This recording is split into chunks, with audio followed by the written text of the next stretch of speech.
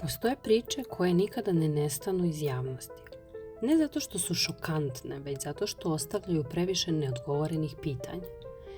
Jedna od njih je svakako priča o Jeffreyu Epsteinu. Njegovo ime godinama se pojavljivalo u američkim novinama.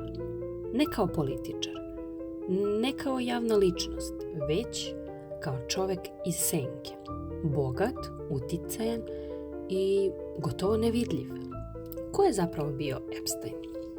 Jeffrey Epstein bio je finansijer koji je tvrdio da upravlja novcem bogatih klijenata. Iako nikada nije jasno objašnjeno kako je stekao bogatstvo, uspeo je da se kreće u krugovima najmoćnijih ljudi sveta.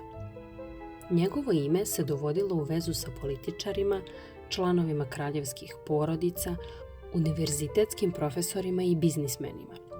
U javnosti se predstavljao kao filantrop. Iza zatvorenih vrata slika je bila potpuno drugačija.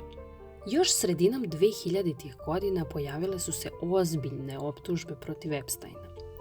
Američki mediji su pisali o svedočenjima i istragama koje su ukazivale na sistemsko zlostavljanje maloletnica. Godine 2008. postignut je sporazum sa tužilaštvom na Floridi.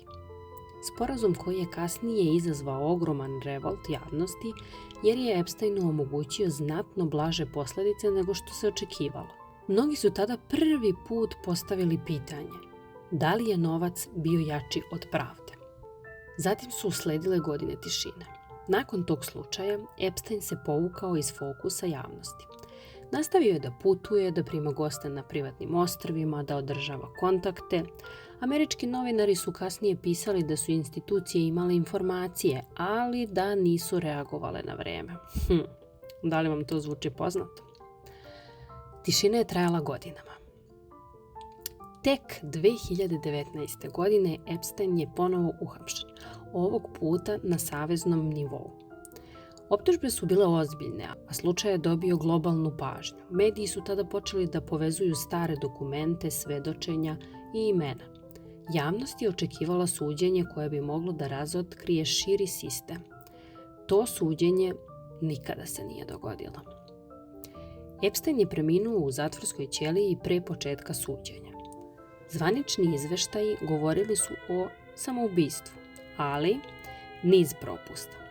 Kamere koje nisu radile, nadzor koji je izostao, izazvali su sumnju. Ne nužno teorije, već pitanja. Kako je moguće da je osoba tog profila ostala bez nadzora? Ko je to sve znao? I zašto mnogi dokumenti danas ostaju zapečaćeni? Epsteinova priča nije samo priča o jednom čoveku. Ona je priča o sistemu koji je zakazao, o moći, o novcu i tišini. Američki mediji i danas pišu o sudskim procesima koji su u toku.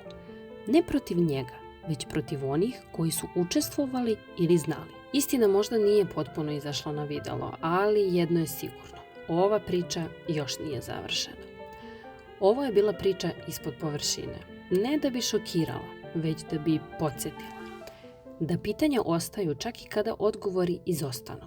Šta vi mislite o ovoj temi i da li vam je poznata ovakva situacija u društvu? Za još ovakvih videa i nastavak ove priče zapratite naš kanal Ispod površine. Vidimo se uskoro.